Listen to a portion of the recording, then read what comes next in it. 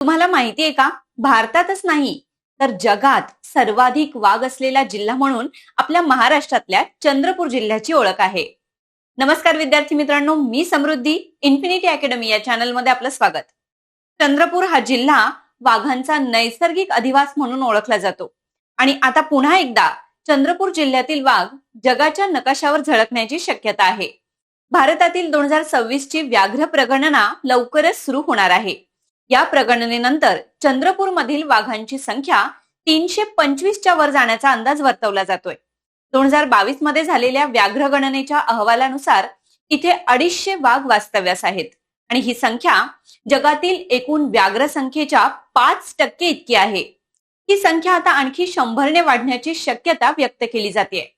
त्यामुळे येणाऱ्या काळात चंद्रपूर जिल्हा वाघांची राजधानी म्हणून ओळखला जाईल. अशाच माहितीपूर्ण व्हिडिओसाठी इन्फिनिटी अकॅडमी या चॅनलला फॉलो करा, व्हिडिओला लाईक आणि शेअर करायला विसरू नका. धन्यवाद.